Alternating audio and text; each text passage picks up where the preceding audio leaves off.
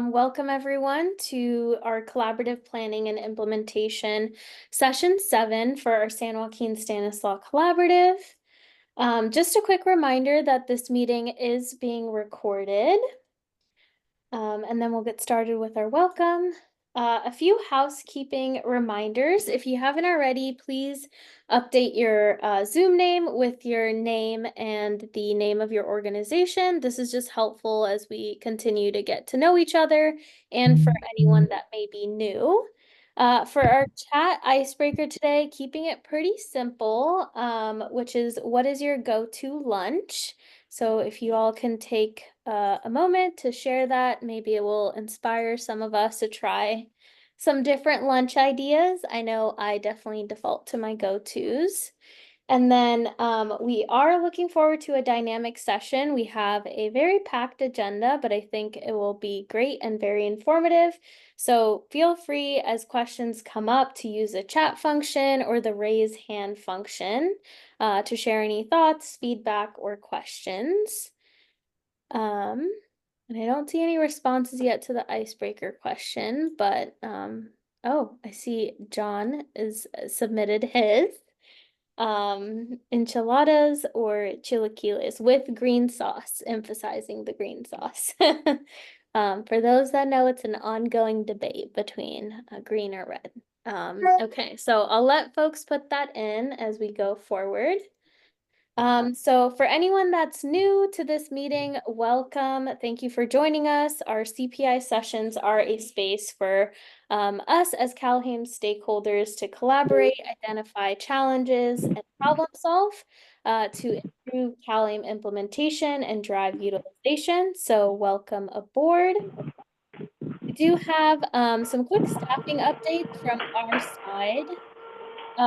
We are having 2 new members join our PATH CPI team. I want to welcome our new VP of Medicaid Strategies and Initiatives, Bailey. Some of you may have met Bailey during our in-person session, but also wanted to make the announcement here for those that weren't able to attend. And then we also have Kyron, a program manager at Health Begins.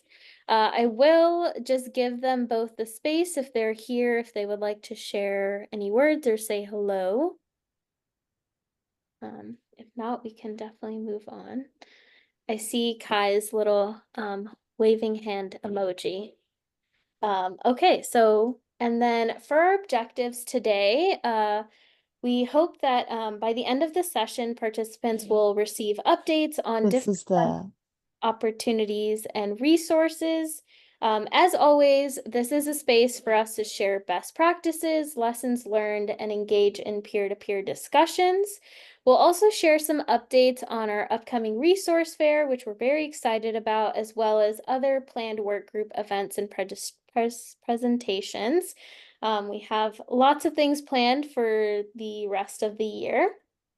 And then for today's agenda, we're in the welcome and level setting section. We also want to take a moment to kind of celebrate and acknowledge our last in-person session. We'll be spending the bulk of our time in part 2, which is funding opportunities and pathways.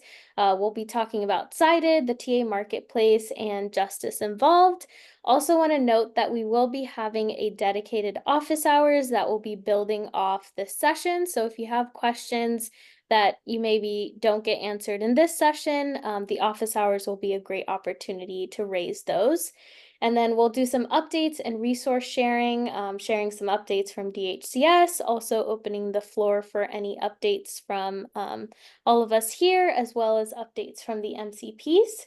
We'll do some work group discussions to recap what we talked about at the last session, as well as what to expect or what's on the horizon. And then we'll close out with next steps and share more information on our upcoming office hours. Wanted to do some session highlights from our June in-person session. First, just want to say a huge thank you to everyone that was able to make it out during the in-person. It was a great meeting some of you all that I've been interacting with mainly on Zoom or email. And this in-person event really came out of everyone's feedback here for the need for having more opportunities to engage in person and really get to network and build upon the relationships that we have started. So for some reflections from the facilitator side, I think we were, very impressed with the level of engagement and interest in wanting to attend. The MCP Q&A panel was definitely a highlight. And I think what also made it really great was it was informed by questions that you all submitted. We had attendance from 22 unique organizations, which also included our 3 MCPs. And we really want to leverage this shared momentum that we have going and have lots of exciting things planned. For attendee reflections, these came out of our post-session survey results. A lot of folks really highlighted the importance of getting to network with other peers, engaging with the MCPs, as well as talking about strategies on how we can network within the community. And then also an area of opportunity is just understanding that we need to continue to grow and continue to invite more partners to the space for our efforts to, sustain that momentum. And I'll pass it over to Gretchen. Thank you, Navneet. Hi, everybody. Great to see you on this Monday afternoon. I hope everybody is staying cool. As Navneet said, we had a really great session in June. It was so great to talk with you guys and learn more about some of your referral options. We just want to do a quick recap of what we heard from you. Of course, then we'll discuss next steps. But first, let's just cover what we heard. We listed the top organizations or programs that you as providers receive referrals for ECM or community supports from. And I'm sure many of you here today could add more to this list. And we also talked about which organizations you make referrals to. And so we have quite a great list as well.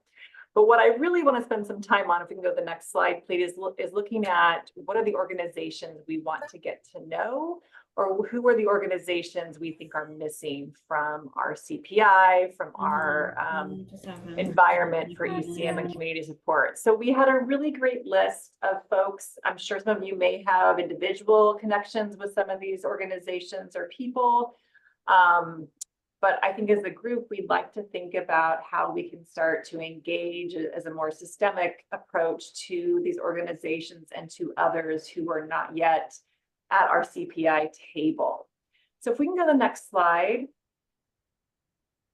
So one of the things that I heard from a lot of you in June was how we want to get to know each other. We want to know who's serving which population of focus, who's offering which community support. That's really important. And so I think one of the things that we're hoping can make a difference for this is looking at the provider registry that we've created for San Joaquin and Stanislaus. And we're just going to be unabashedly promote it here with our QR code, with the link in the slide. You can do it whichever way you'd like. But I think one of the things that we'd like to see happen is all of our providers who are at the table, whether you're contracted or not, maybe you're a referral partner, maybe you're just listening here today, but we'd like to get a group of folks on this provider registry so that we can start to network with each other. We can start work on care coordination together, making those referrals to each other when appropriate. So first step for me after our June meeting was to really engage in that provider registry and really have folks go in and enter their information. And then of course, once it's live, it will be a great resource for all of you to use as you work on care coordination and making those community-based referrals. So that's my here's what I want us to really focus on. And the other 2 items here in our next steps, I wanted to get feedback on your thoughts, what our next steps should be, of how do we start to build more connections, how do we start to create a stronger system or pathway for community-based referrals. So some ideas that I have, but again, this is where I need to have you guys tell us what makes the most sense, is do we want to send out invitations to folks to come to our CPI? So all those organizations that we listed as who's missing or who we want to get to know should help begin start making invitations to those groups. Or are there certain people here who know them and can bring them into our CPI group? Is that even worthwhile? So we'd love to hear your thoughts on that. And if that's not a good idea, then what are some of the other ways that we can start to build connections with those organizations who we want to get to know, who should be at the table but haven't yet come? How do we go from here? So would love to have folks come off of mute, put it in the chat. What makes the most sense after the provider registry? What is step number 2 here?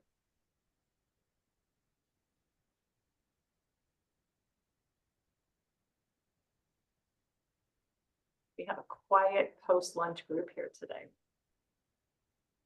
Uh-oh, do I have to call on folks to get ideas?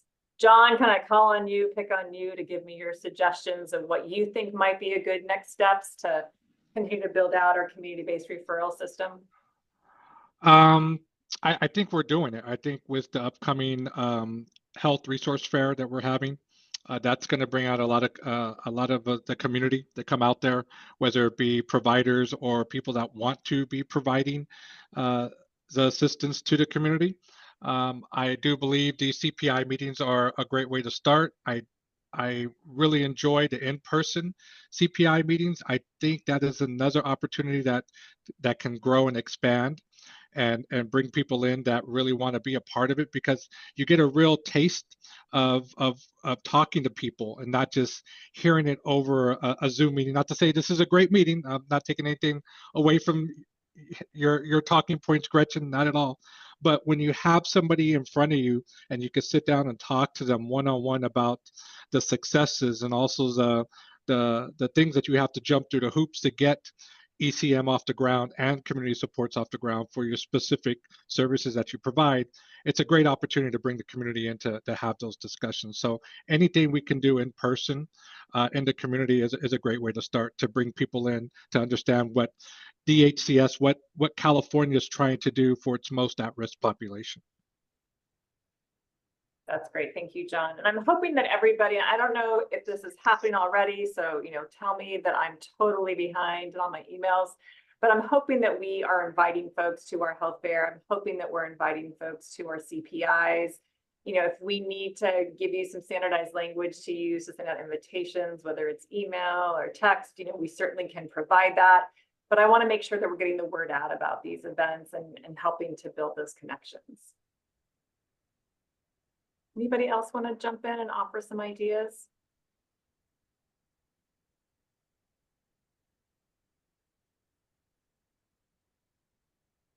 We get the link to this provider registry. Yes, indeed. I'm sure it's in the slide deck, so when we send that out, it will be there, but I'm sure we can put them in the chat as well to get folks to sign up. But I do want to emphasize, I think this is a really important tool for all of us to start to know who's doing which services, how do we contact them. So really want to promote that as well.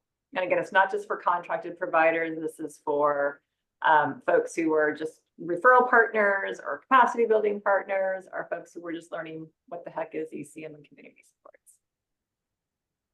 Thank you, Melissa, for putting the links in the chat. All right, anybody else? All right, let's keep going. This will be in the PowerPoint deck. It'll come out here. It's all good stuff. We'll keep going. We'll keep moving along. So I know a lot of us are here for this particular topic, which is funding opportunities are coming up. So I will turn it over to Melissa. Thank you, Gretchen. So next slide, please. We are going to cover a few different funding opportunities. As Navneet mentioned, this is going to be the bulk of today's session.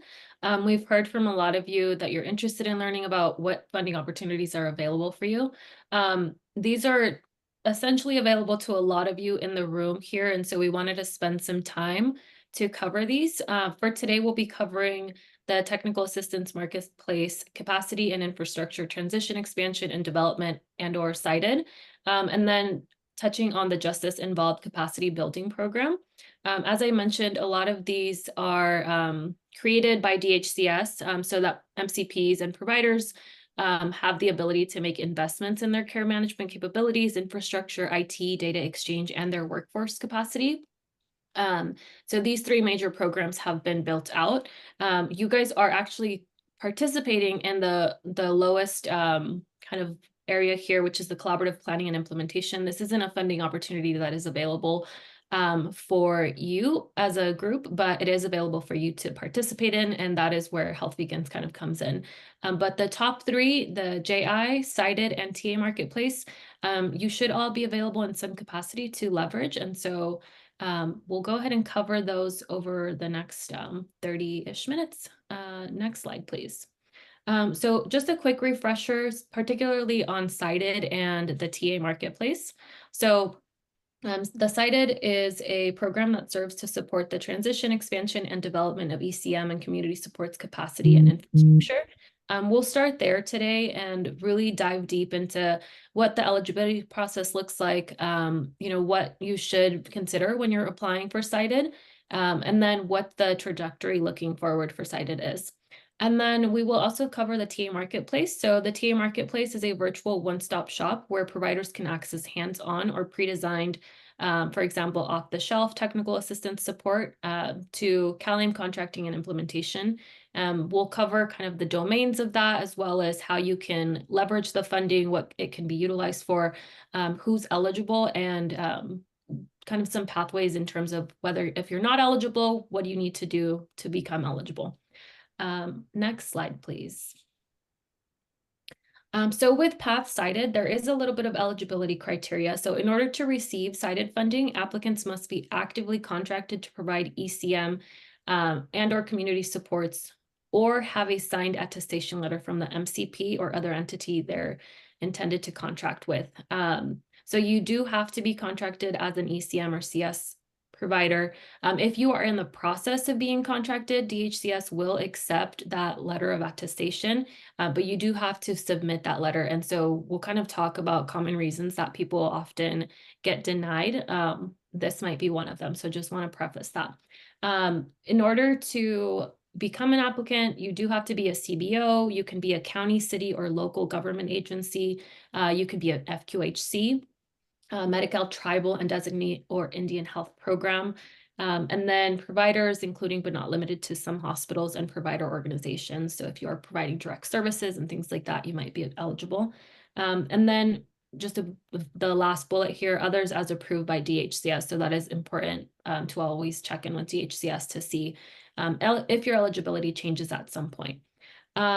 Round 3 awards will be announced this fall. So those of you who have submitted for applications, you might not have heard yet if you've been funded or not, but those will be announced this fall, and that is information hot off the press from DHCS. Next slide, please. So as I noted, while eligibility criteria do exist, there are also some reasons why some organizations may not be able to apply or be denied when they're submitting an application. So typically this is because applicants' requests did not clearly demonstrate alignment with cited goals, or they're seeking funding in a highly competitive area and the applicant did not meet funding priorities this round. I'm actually going to touch on funding within San Joaquin and Stanislaus County and kind of talk about whether this is considered a competitive area or not. And then the final point is applicants did not receive or did not provide required ECM and or community supports contract. So again, it's really important that if you have a contract to submit that with your application materials, and or if you have a letter of attestation, making sure that you get that in advance from the MCP and sharing that with your submission. Next slide, please. I wanted to touch a little bit on local cited data to date. So these are the number of awards that have been administered across both counties. So in round 1A, which is when Cited was launched, there were 11 unique organizations within San Joaquin and Stanislaus County. Round 1B, there were 4. And so this was kind of a second round of funding that was provided. And then round 2 is kind of went up there. So 7 unique organizations, and round 3, you'll see that this says TBD. We aren't sure who's been funded yet, but it looks like those numbers will be increasing over time. I do want to note that Cited is not a long-term funding initiative.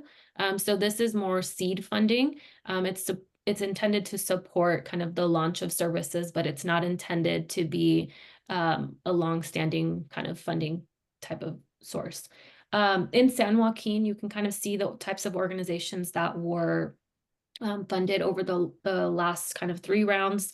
And then in Stanislaus, you can see that as well.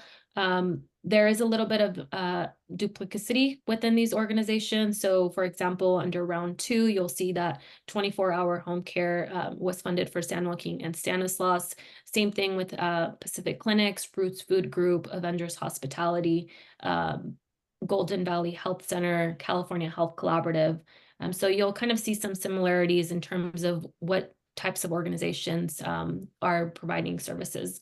One thing I will note is that while there has been funding to these counties, it is a little bit lower than some of the other counties that we're seeing across the state. And so really want to encourage everybody that if you haven't submitted or tried to submit for cited, that you do go through that process. I'm going to go into the next slide because I want to take some time to share an actual success and some lessons learned that we've heard from SJ Health Centers about their process for navigating the cited application, as well as key details, lessons learned, and successes that they've experienced. So I'm going to hand it over to John now. Good afternoon, everybody. Can you hear me? Yes or no? Probably can. So I'm definitely going to be talking about PATH cited and the route we took in regards to receiving those funding. We did have a combination of IPP funding and PATH cited, which worked really, really well in the scaling up of our community engagement department. So can we go to the next slide, please?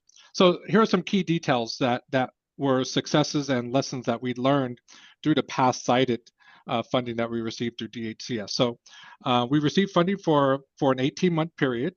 And during that time, we put in a budget analysis of who we needed to be able to scale up our enhanced care management and our community support team. So with that being said, we also included administrative cost, which we were added at the 5% level that they approved us on. So we were successful in getting funds for 6 full-time social workers. We also added on a data analyst because there's a lot of information behind the scenes that we need to be able to report to our managed care plans to be able to follow the trends on what's actually moving in certain direction, whether it be ECM or CS. And then we also hired an office worker, which was actually the glue that actually kept us all working together. So we got 18 months of salary for that. So that gave us a period of time to be able to train up our employees and then be able to start monitoring the reimbursement that we would get for the services that we're providing for that 18 months. The project actually just concluded this month, and it was fully funded. And now we have actually scaled up our staff up to 12 social workers on our team. And so with that being said, we've also expanded our services, not only just for San Joaquin County, but now we're also servicing Stanislaus County for ECM and CS. So what are some of the lessons learned here? So when submitting your request for reimbursement for funding for our staffing, every milestone has specific documentation that was needed so us to receive funding. So in the very beginning, we had to put in small amounts for job postings, the interview process, the onboarding process of staff. And then from there, we actually put the salaries of our staff that we employed to be able to get reimbursed for that. So there was some challenges. Internally, we had to work with different groups within our organizations to get that information, whether it be payroll or HR department, to be able to provide that to DHCS. But once we did it 1 or 2 times, it became pretty easy. So after our 12th milestone, we completed the total amount of funding that we asked for from the very beginning. And so here we are today, like I said, with 12 social workers on our team. Next slide, please. So some words of wisdom. A closed mouth don't get fed. That's what my grandmother used to always say. So if you're in need of help, please reach out.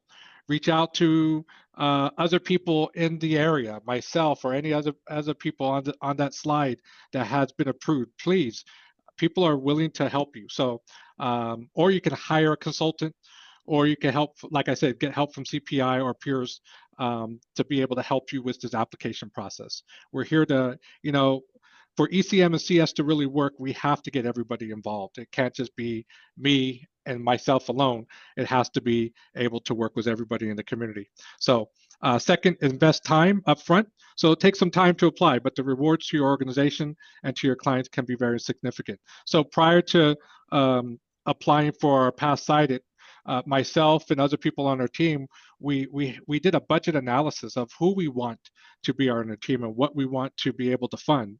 So, you know, originally we said 6 employees. We would need a data analyst. We need an office worker. And so we put all that together, and then we put all the cost up front to see if that was something that was doable for us. And then be aware of DHCS's and MCP goals when applying to make sure your application is directly tied to those goals. The great thing is that we have really, really good communications with the managed care plans out here in San Joaquin and Stanislaus County. Health Plan of San Joaquin and HealthNet have been very open to discuss what their needs are in this community. So we were able to put our grant writing skills to the test by incorporating what their need was and what we can service. So we put that together, and we were very successful in getting that application through. And then remember the 3 C's. You have to be clear, concise, and compelling when you're writing your grant or your application for the PATH cited funding. And then don't miss this opportunity to scale up your services. This is, like I said, this gave us a great opportunity to begin what we're being successful at today, and being impactful in the community by helping people stabilize their medical condition and also to get housed. And that has been the success since we've been able to use funding through PATH cited and IPP from the very beginning. Next slide. Thank you, John. So before we close out on cited, I just wanted to share a little bit about what's next. So there are cited clinic awards being announced soon. Any cited clinics, eligible applications that are not awarded under cited clinics will also be considered for cited funds. And then just to reiterate, if you did apply for cited round 3, those awards will be announced in fall 2024. And then planning for cited round 4 is underway. We have heard from DHCS that there is going to be one last and final round. So I really want to emphasize the last and final round here, and encourage you all to please apply. We'll kind of touch on this later, but we will be hosting dedicated office hours over the next couple of months to help you guys prep for cited. We'll walk through the cited round 3 application process, just so that you can start preparing your materials and really trying to leverage, you know, this opportunity that there isn't oversaturation of cited funding within the San Joaquin and Stanislaus counties. There is oversaturation in a lot of other areas, and there is more competition in other areas. That's not necessarily the case here in San Joaquin and Stanislaus. And so we really want to support you in preparing for submitting applications. We don't have a timeline as to when cited round 4 is going to go live and or when it will close, but in the past, the application process has been pretty quick. And so we are hoping that we'll give you this opportunity starting now to request technical assistance from this team, and also really encourage you to join our office hours that are coming up, and we'll share more information about that. I'm going to go to the next slide though. There is a DHCS funding eligibility cheat sheet. And so again, if you are trying to see if you are eligible for any of the funding opportunities that we're talking about today, you can go to the link that's provided in the deck and just kind of walk through it and determine whether you are eligible. But again, please leverage us and connect with us, ask us questions, and we can you know, respond via email, respond via chat, and let you know whether we think you're eligible or not, and or kind of host a one-on-one with you. Next slide, please. Okay, so that concludes my cited spiel today. We will provide more information though during office hours. I know some of this was provided pretty quickly, but just wanted to pause and see if there's any questions that you have about cited. We'll be collecting these and then trying to answer them, you know, either now and or during our dedicated office hours. And then also curious to hear what resources would you like the CPI to create or provide to support you through the application process. So feel free to unmute, use the chat.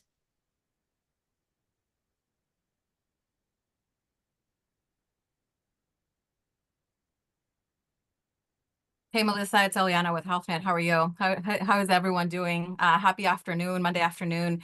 Thank you so much for providing that path-cited update. I think that some of the lessons learned from the last two rounds is that we received a high number of attestation requests as we were getting close to the deadline. And I think as we begin to talk about planning for the next round, I would just ask for providers, if you are interested, begin those conversations with us now. Because it is, it takes some time for us to get to know the provider, to understand what our gaps are, and how can we support you in completing that attestation. So I would suggest, anyone, if you're interested and not contracted with HealthNet, please reach out to me. We can begin those conversations now in preparation for the path-cited application for the next round.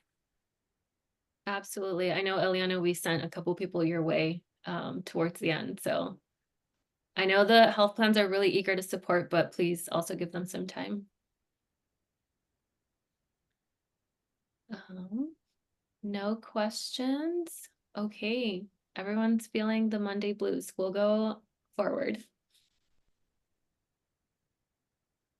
We're going to do a quick poll and just see if there's any interest in applying for cited. So if you didn't unmute, if you can please engage with the poll today, and just let us know. We'll be doing a little bit of follow-up with everybody, especially those who say yes, to kind of see if we need to schedule one-on-ones, or again, encourage you to join our office hours.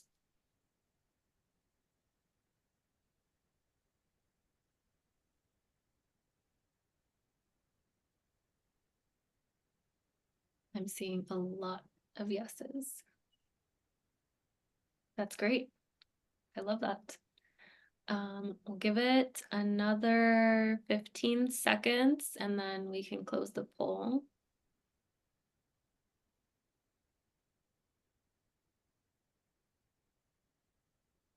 All right, I think we're good and we can move forward to the next slide. I'm going to hand it over to Gretchen.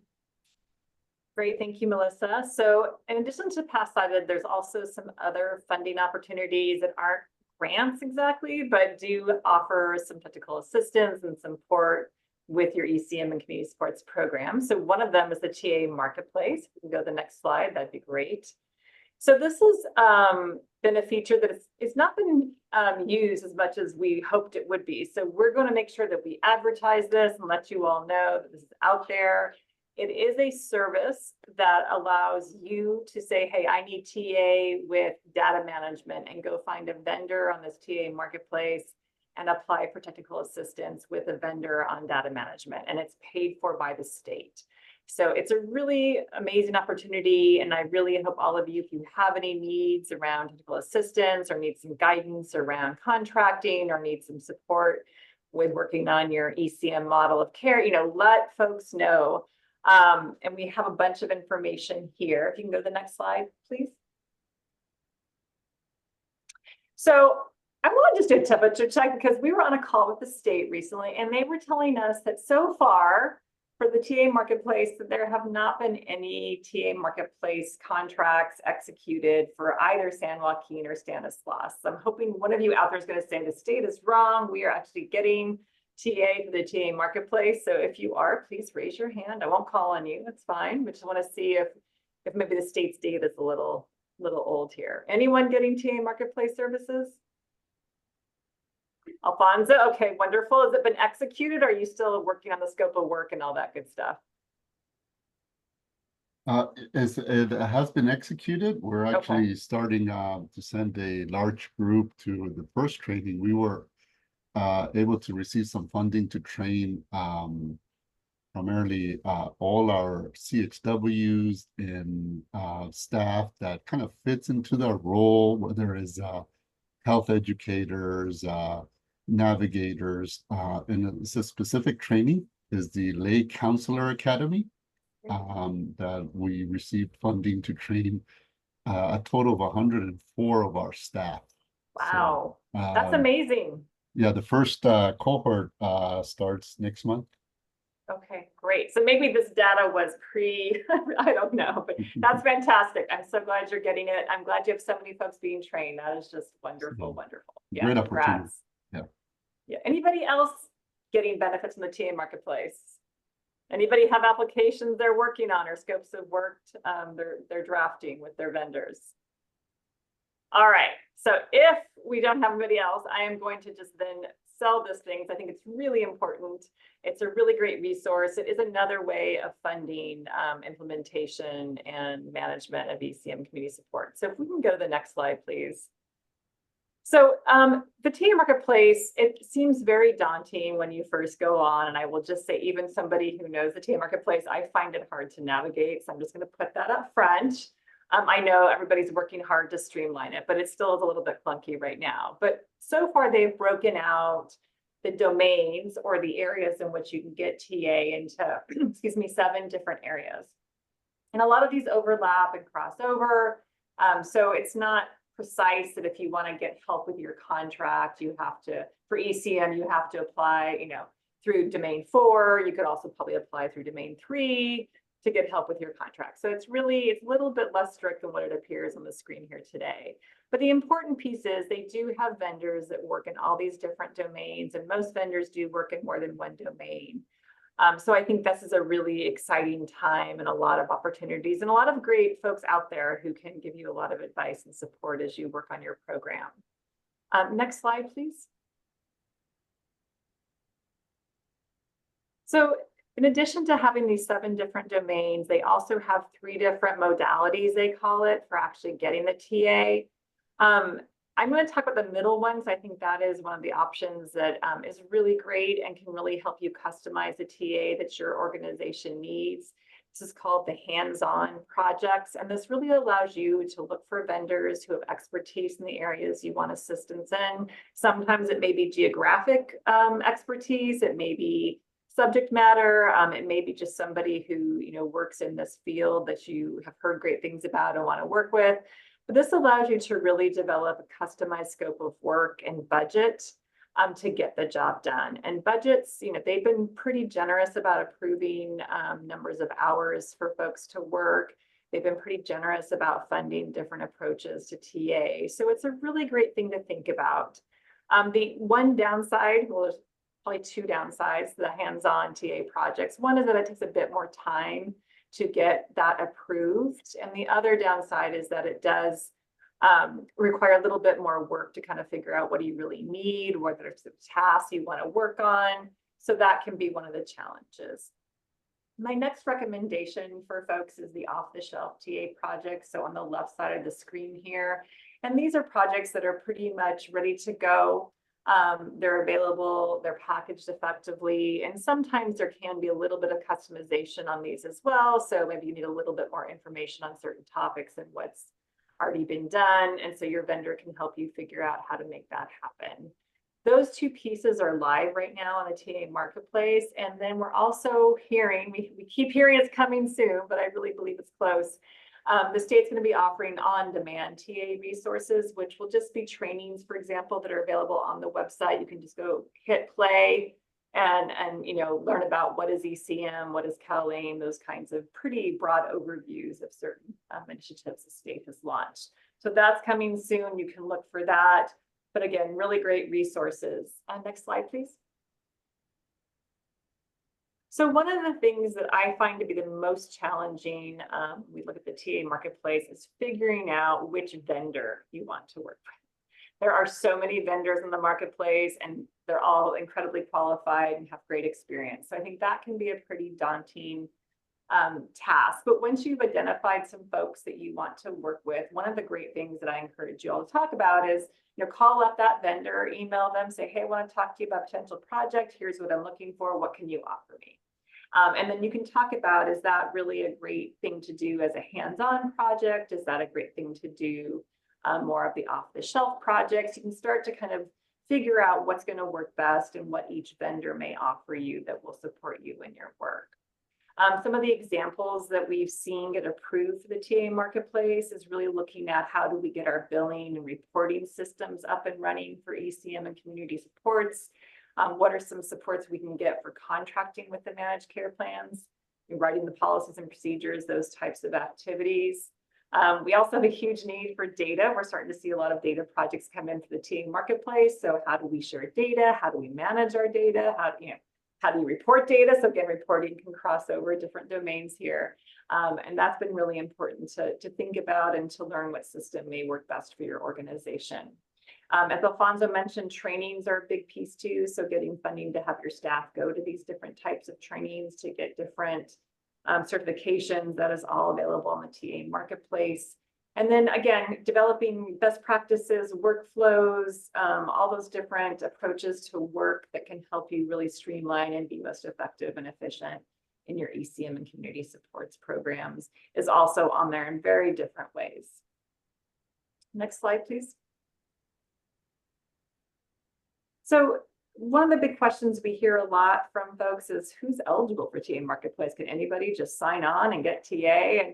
And the state is pretty open about this. I think there are a couple of restrictions they do put in place. One is the type of recipients that are eligible for the TA Marketplace services. Of course, any kind of government agency, city, county, otherwise can apply to be a TA recipient. Community-based providers are absolutely one of the big target audiences for this TA. Community-based organizations, correctional agencies, and other justice-involved providers, tribal designees, and Indian health programs. We're really trying to make sure that the TA is available to everyone and that everybody has equal access to get it. Next slide, please.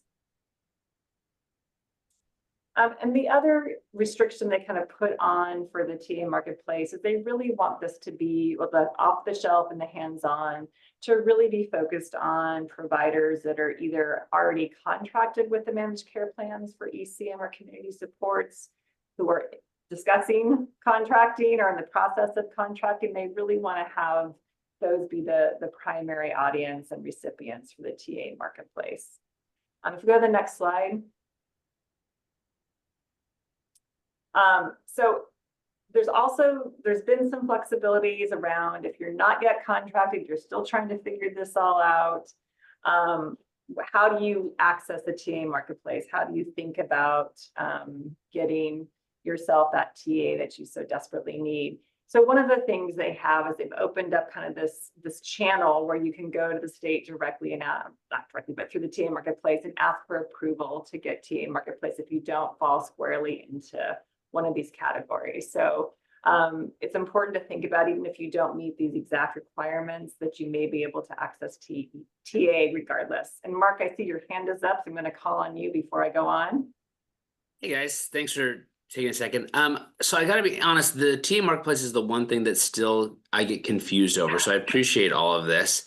Now, is there a limit as far, so like, I guess, is there a limit as to how much you can utilize it? So if I have a staff of, 200 lead care managers and other individuals that might benefit from a program, if I break them down and I say, okay, I want to put 20 through this program and I want to put another 5 through this program, is there a limit as to how many times you can utilize the TA Marketplace to your knowledge?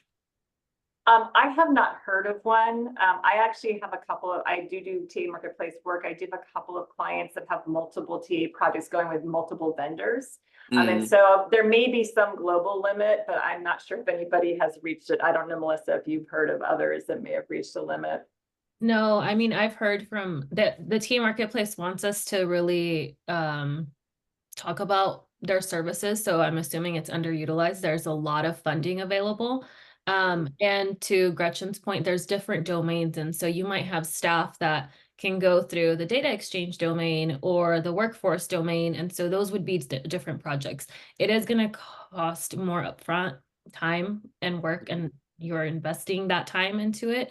But as long as you're meeting the requirements and going through the application process correctly, then I think you should be fine. One thing, I'm going to list your question, and I think we can ask it during office hours when we have the TA Marketplace representatives there, and they should be able to answer it more clearly. And if you can't join, we can follow up with any answers that we hear from them. Sure. So like I guess one of the direct questions I have is like there's a great educational training on trauma-informed care. And so like if I want to put my team through that, so if I said, hey, I want you to go through this, it's self-led module essentially for, 3 hours or whatever it is. If I'm willing to pay for that with their time, then they can go in there, register for it and utilize it without any issues. Is that correct? So typically how the TA Marketplace works, Mark, is you would need to submit there's a couple of steps. And we actually have a slide. I don't know if Navneet, if you can go down to the slide of how you do the TA Marketplace, but essentially what you have to do is apply to be a recipient. And you'll have to say, here's what we're looking for. And that would be for, each project you fill out, we're looking for this kind of training. And then they can go ahead and kind of give you the go ahead. And if you're doing it off the shelf, you can go ahead and finalize that. And then you would get access to that trauma-informed training. Or if it's a hands-on approach, then you would need to develop that scope of work and it would need to be reviewed and approved again.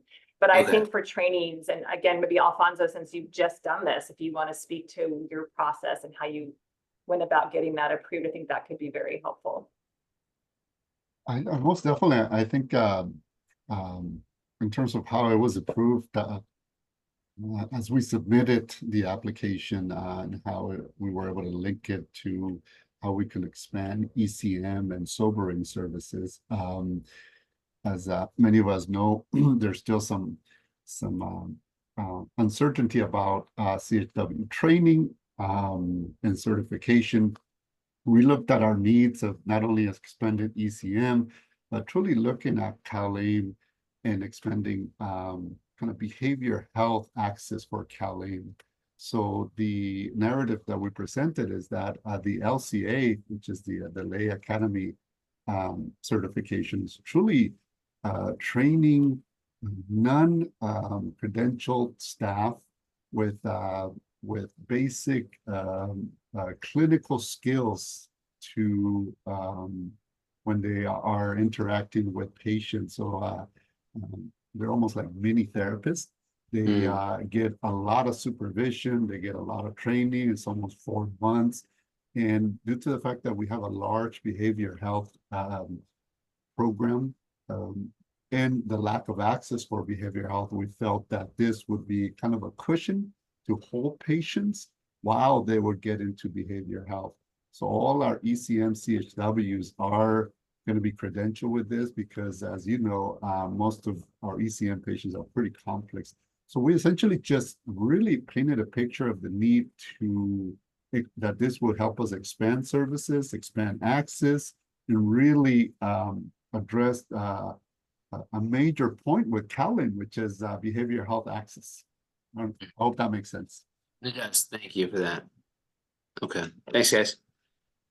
No, thank you, Mark. Anybody else have questions?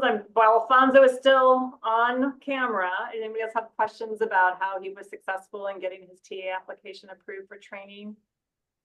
I'm gonna just ask a question. Alfonso, which domain did you go through? You know something, Melissa, I helped with the application, but I don't remember which one. Okay, would it be okay if we followed up with you to kind of maybe pull together some of your tips and tricks and we can share with the group? Absolutely, yes. Yeah, perfect. Thank you so much. All right, wonderful. And I apologize, Alfonso, when I said who's gotten TA Marketplace, I won't call on you. I ended up calling on you. So, I appreciate you. No, this is really helpful in terms of the type of resources that are available. Thank you. Yeah. Thank you, Alfonso. All right, so let's just keep going on this. So I think TA Marketplace, it is a really great resource. It is a little daunting. The system's a little bit clunky. You have to sign on and get some passwords set up, and it can be a little frustrating and annoying, but it does actually work. So I do encourage folks. I've heard a few people say, well, if it takes me more than 2 minutes, I'm not going to do it, but it is worth the investment. You can get a lot of TA. And again, as far as we know, there has not been a limit reached by anybody yet on the amount of TA they can get or the number of dollars that can be used for their staff's TA. So I encourage y'all to look at it. Next slide, please. So we have a lot of details here. I think we're going to keep these in the slides, which you have access to. We're also doing a really exciting office hours on July 31st. We're actually going to have the state administrator of the TA Marketplace come out and speak to everybody and answer some questions. So if you have not yet looked at the TA Marketplace, I encourage you all to just go onto the website, see what it looks like, and then you can come to our office hours next week and you can ask them questions about how do you access it, what's the best approach to getting training for your staff, what's the best approach for getting a data management system, getting training on that, all of that good stuff. So I encourage you all to look at that. Next slide, please. All right, last call for questions from the team, Marketplace.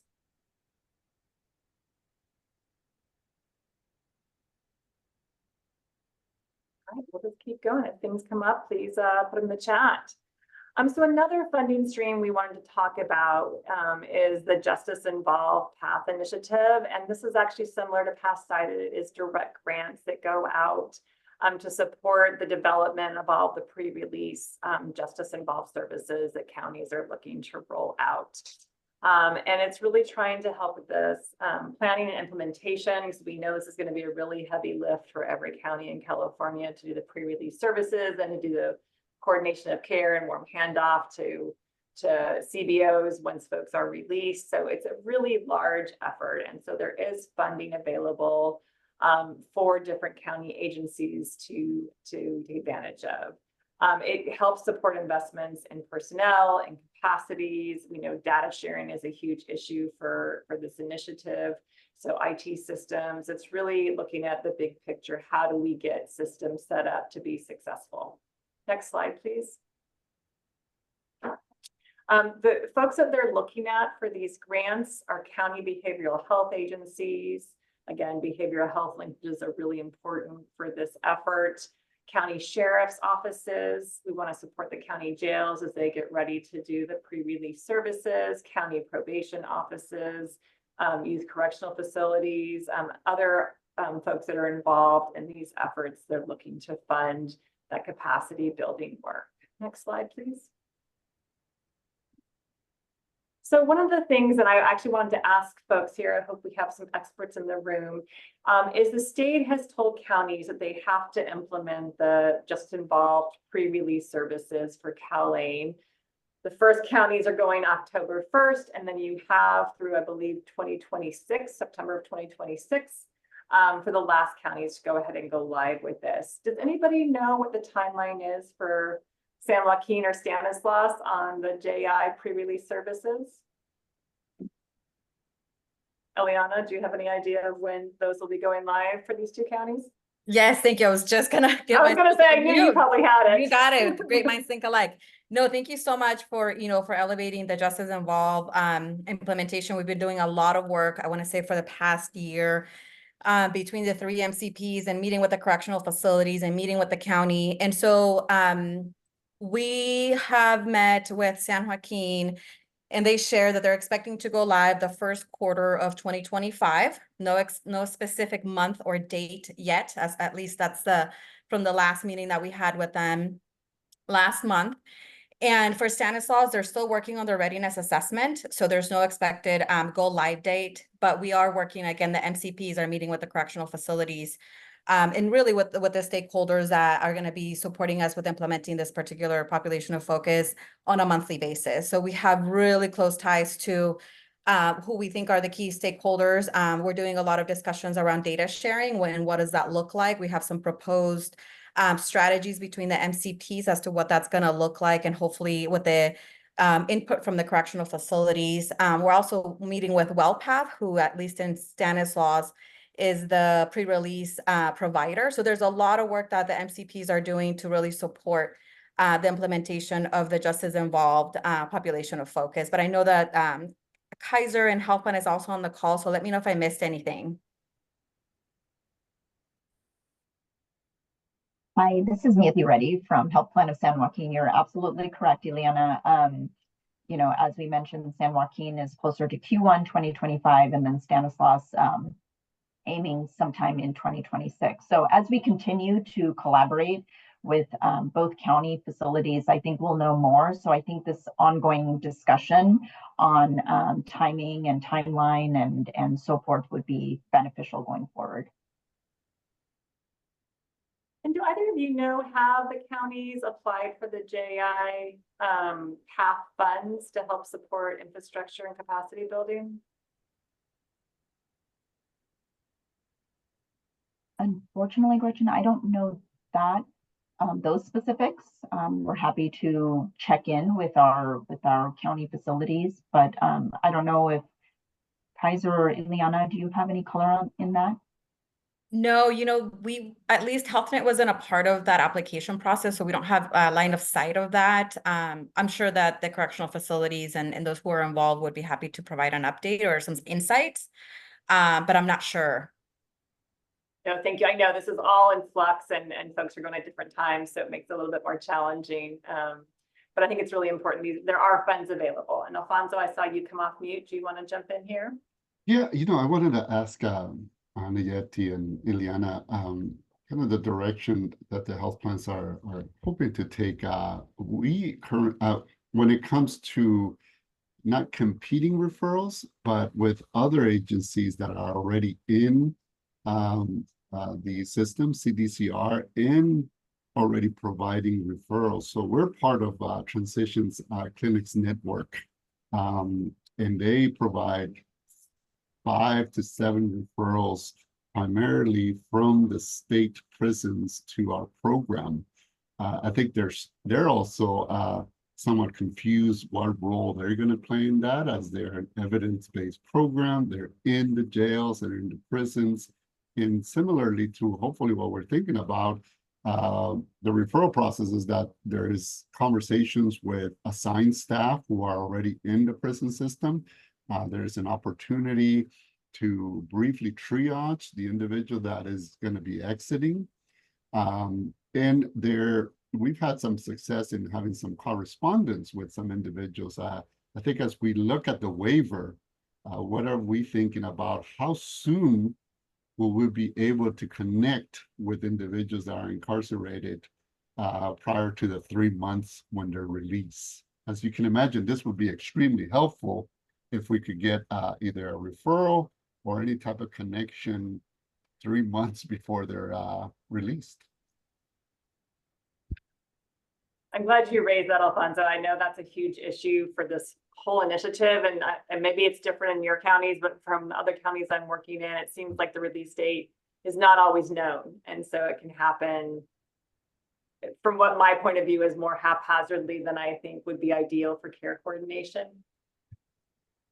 Yeah, thank you, Alfonso, for bringing that to light. I think that as we are continuing to discuss the data sharing strategies, we're trying to include all these scenarios, these possibilities of somebody maybe being there 28 days or 27 days and their Medi-Cal still active, because from what we've learned is that at the 28th day, the Medi-Cal then it goes inactive. So we're trying to play all these scenarios to then understand, where does the MCP come in? Where does the correctional facility come in? And so for the MCPs, this is a population of focus that went live 1/1/2024. So we have a network of providers who are able to offer these services. The next phase to that is when the correctional facilities go live, right? So right now we're working towards that next phase. But again, these conversations around the data sharing strategies are going to be critical. And let us know, Alfonso, if you would like to join one of those calls that we have. We have them in San Joaquin and again in Stanislaus as well. Because what we want is we want providers' feedback as well, especially those providers who are already doing the work. So let us know where we can include you or what insights you have to share with us as well.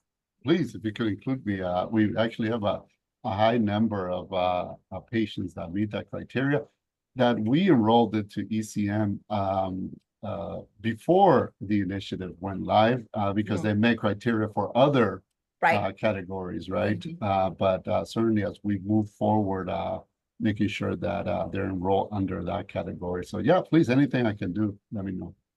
Great. Thank you so much. Good.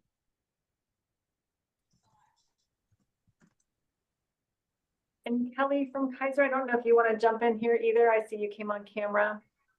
Yeah, in terms of Ileana was spot on in terms of the items that she hit on. So just echoing her sentiments. And yeah, Alfonso, we would love to partner with you and get your perspective and see how we can continue to collaborate to improve processes. Thanks, Gretchen. Wonderful. Thank you, guys.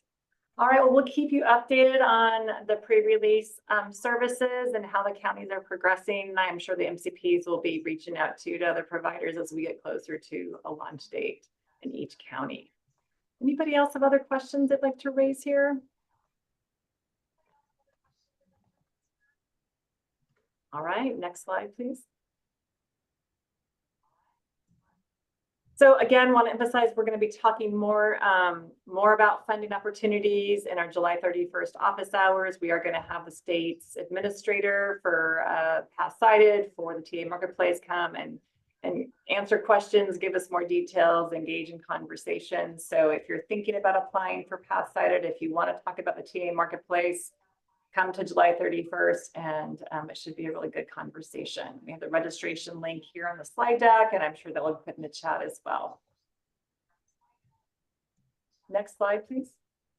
Thanks, Gretchen. So we'll move on to important resources and updates. Just wanted to give a few announcements. The first one is on the Medi-Cal targeted provider rate increases and investments. So wanted to highlight Assembly Bill 119, which authorized a managed care organization provider tax. It went into effect of April of last year and goes through December 31st of 2026. So the tax revenues from this tax will be used to support the Medi-Cal program, and those would include establishing a new targeted provider rate increase and other investments that will help to advance access and quality of care for Medi-Cal members, as well as promote provider participation in the Medi-Cal program.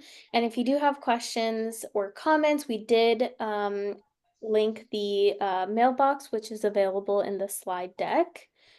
And then I know there was a lot of questions regarding the governor's budget and whether that would impact ECM and CS services. So we are happy to report that the budget cuts did not impact ECM and community support services. And also wanted to highlight another piece from the budget, which is the low-income housing tax credit, which provides $500 million for an additional year of state low-income housing tax credits. So we've also linked the budget summary in case you want to do a deep dive. Sorry, heard an echo. And then our last announcement is regarding Proposition 1, which was passed in March of this year by voters. It is a two-bill package that is aimed to reform and expand California's behavioral health system. It includes the Behavioral Health Services Act, which is an expansion of the Mental Health Services Act to include substance use disorder, as well as the Behavioral Health Bond, which authorizes $6.4 billion in bonds to finance behavioral health treatment beds, supportive housing, community sites, as well as funding for housing veterans with behavioral health needs. So based on Proposition 1, California is engaging in various different initiatives to urgently deliver treatment and housing. So some of those initiatives include the full service partnerships, the CARE Act, and conservatorship reform. They're also building new treatment sites and supportive housing with sites opening each month, and there will be funds released from Proposition 1 this summer and fall. And there is a plan for a transformed unified behavioral health system, which is launching July 1 of 2026. We might be able to put this in the chat, but we have been reached out by DHCS to encourage folks to sign up for the newsletter if you would like more real-time updates on Proposition 1 and implementation efforts. So we'll either add that there or we have the link in the slide deck.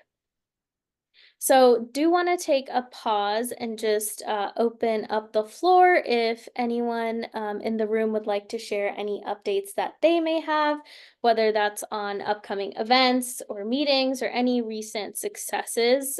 Do want to take that moment, or you can also put them in the chat.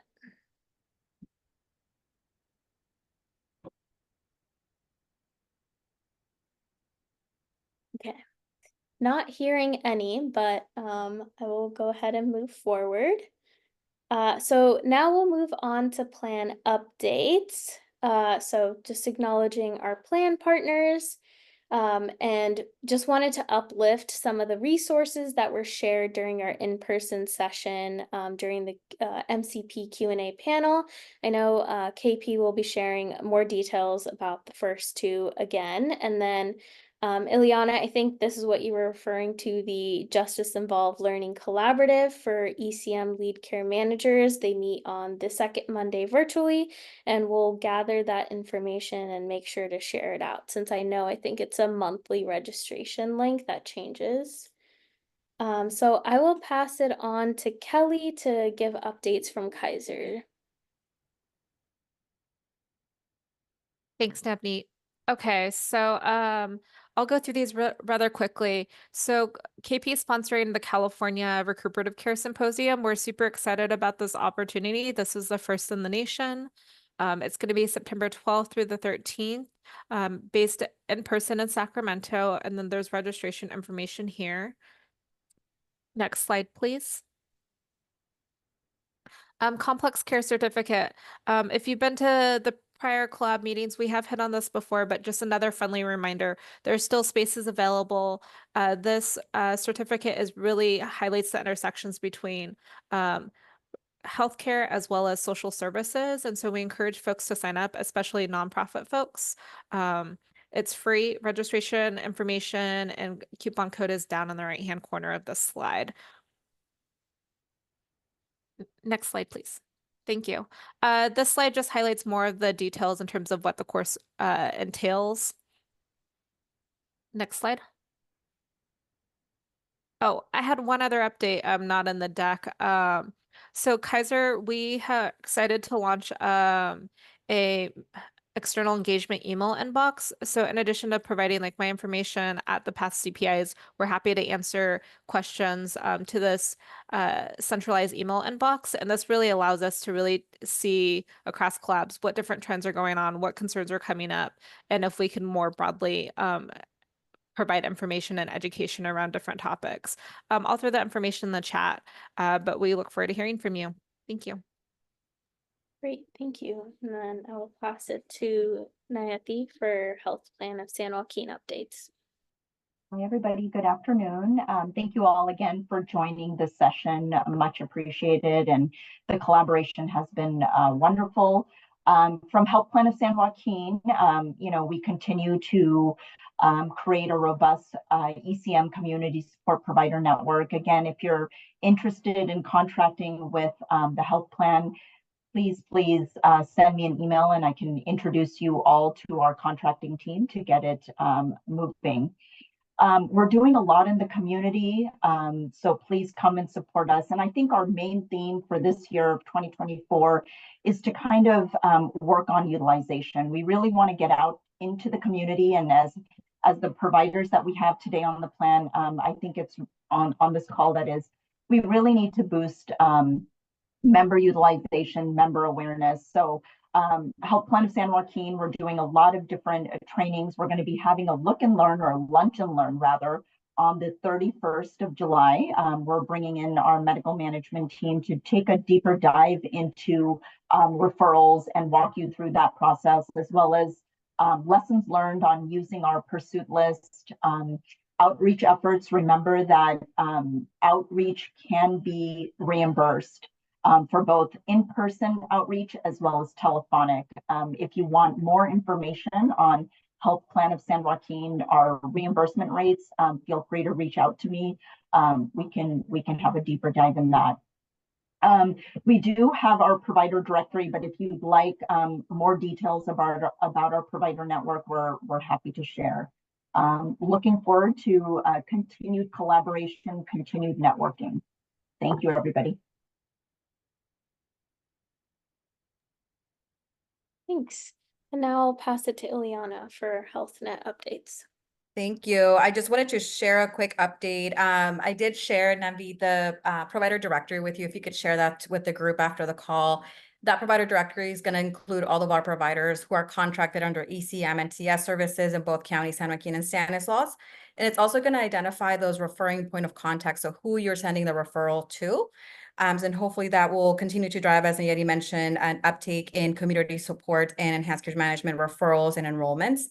I also wanted to share, we have an upcoming training available. I think we mentioned earlier on this call, the community health worker benefit and the promotora services. And we have an upcoming training on this Friday, July 26th from 10 to 11 a.m.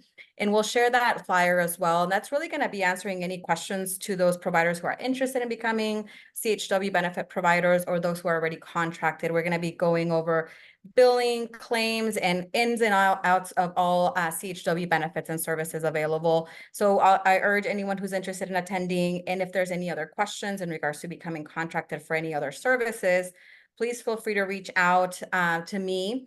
And I can, we can schedule a call and kind of get to know each other and answer some questions for you. Additionally, if there's any questions just in regards to health net services outside of CalAIM or enhanced care management and community support, feel free to consider me your point of contact as well, and I can guide you and direct you to the right person. Great. Thank you. Okay, so we know we shared a lot of information. So just wanted to share again that we do have office hours taking place next Wednesday at 10 a.m. We will be focusing on funding opportunities and inviting the TA Marketplace team. Also want to encourage, if you have questions and you would like to reach out to have a one-on-one, to email me, and we can talk through any questions that you have. And want to uplift this resource again, which is our Q&A resource document. I take all of the resources and materials shared during the session and the office hours, and we uplift that in the Q&A document. So it's an easy to access resource for you all, so you don't have to hunt through emails to find that one link. So just sharing that again, and we'll continue to share that. And then moving on to the next part, which is work group updates and discussion. Just to kind of bring everyone in, wanted to do a quick recap from our in-person session on each of the work groups. We had great discussions, so just wanted to share some brief highlights.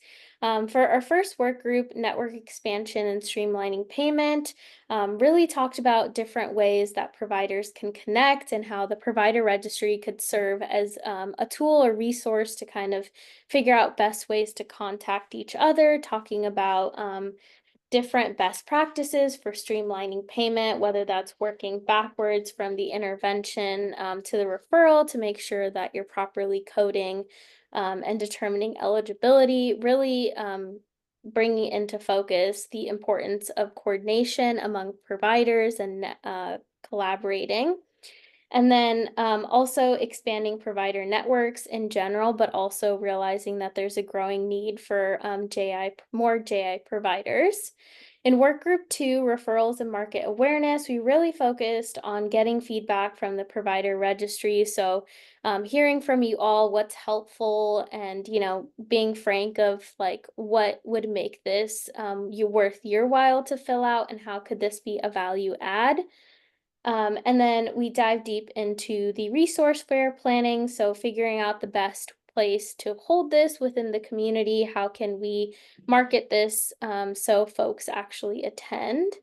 And then for work group 3, eligibility, authorizations, and data exchange, had a great discussion on closed loop referrals, talked about reducing the number of systems and preventing duplication, the importance of warm handoff, so really having providers get to connect with each other to facilitate that warm handoff and referral. Talked about robust data as well as clear communication pathways. So this is just a high level of the things that we discussed, and the work groups continue to build upon each other each month. And then I will pass it to Melissa. Thank you, Navneet. So we aren't going to break out into work groups today. We've had a lot of content today and don't want to overwhelm you with more information, but just wanted to share what's on the horizon within each of the work groups. As a result of the conversations that we've had over the last 6 months and this past quarter, we've actually reworked our work plan and are really trying to leverage these conversations to provide you with the resources that you need and what we're hearing is being requested. Within the network expansion and streamlining payment work group, we are planning on delivering and developing more TA that's focused on advocacy strategies. So some of you have mentioned that you want to be able to advocate for more payment transparency and reimbursement transparency. And so creating those conversations. And then also defining provider network gaps and strategizing towards sustainable expansion. So leveraging having the MCPs in the room and also determining how we can expand the provider network. And then one thing that's on here is job aids. So we've heard a lot about, what does the workflow look like? What does the process look like for staff?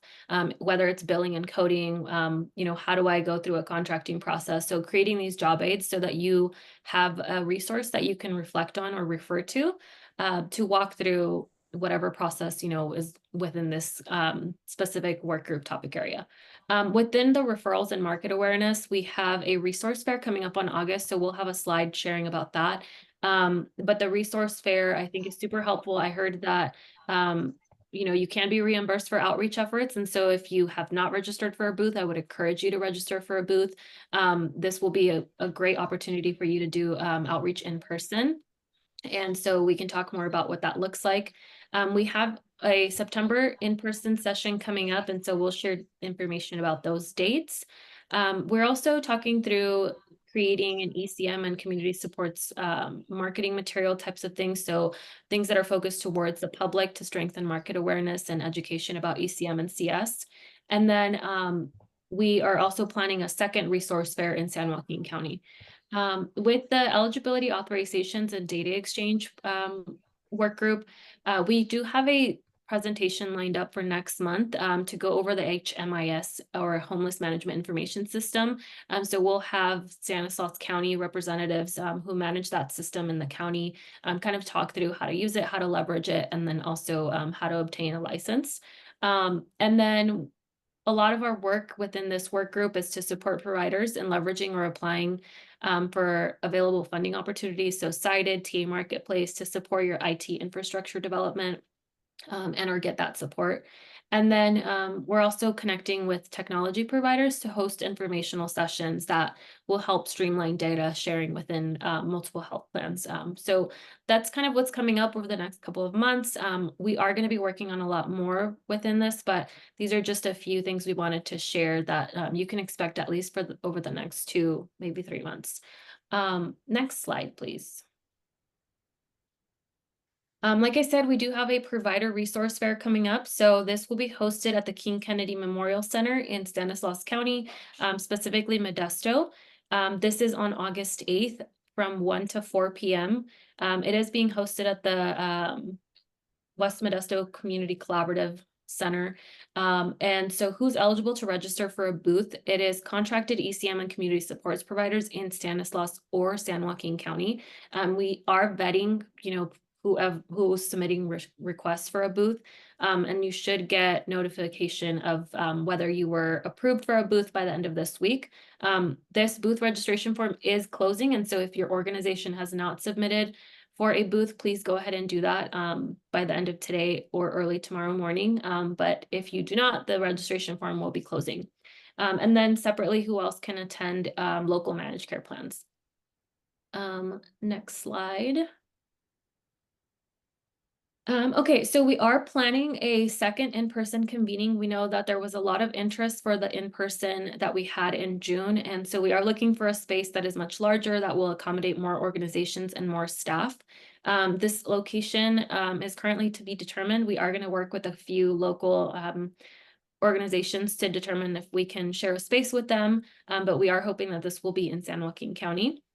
Tentatively scheduled for September 26th, 11 a.m. to 2:30 p.m. And then who should attend? You, of course, you. Any staff that are overseeing CalAIM programs, referral coordinators, staff managing billing and claims, or staff engaged in the CPI. Really want to emphasize, your on-the-ground workers, CHWs, referral coordinators, so that they're gaining the skills that are needed. And we're limiting the amount of telephone that's going on or sharing of information in that space. Next slide, please. Okay, so we have about 10 minutes. I know a lot of people have already dropped off, but we are curious to see if anybody is interested in co-hosting our upcoming in-person session. So we are posting a poll right now. We are expecting up to 70 individuals. And so if you think that your space can accommodate for that, please let us know. We would love to collaborate with any of you on the ground. And we'll leave this up for maybe 30 seconds.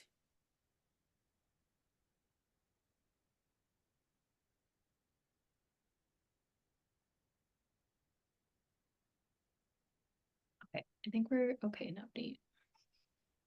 All right, next slide, please. Okay, so before we close out, we did want to just check in with everybody, let us know what section of today's session was most valuable. So we'll be posting this poll. So did you enjoy the provider referral coordination, cited funding, JI funding, policy updates, MCP updates?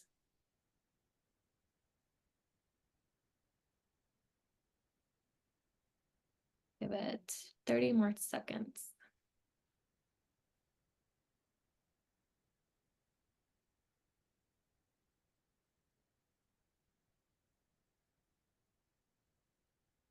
I'm seeing a lot of TA Marketplace, so I hope you guys join our office hours in case you need more support. Okay, I think we can close now. Next slide, please. All right, so I'm going to give everybody back 8 minutes of their day. In terms of next steps, we are hoping that you'll attend session 7 office hours. Those office hours will be held on July 31st at 10 a.m. And just again, want to reiterate that the TA Marketplace representatives will be there. And then we'll also be covering a little bit more about cited application process. Another reminder to register for a booth at the resource fair. This is the last chance to register for that booth. And then just continue implementing improvement practices. We do have a link here of improvement practices that peers are working on, and would love to hear from you if you're working on anything. Next slide. Okay, that's it from us. Thank you so much for joining us. We will go ahead and give you back a few minutes of your day. Have a good day. Thank you, everybody.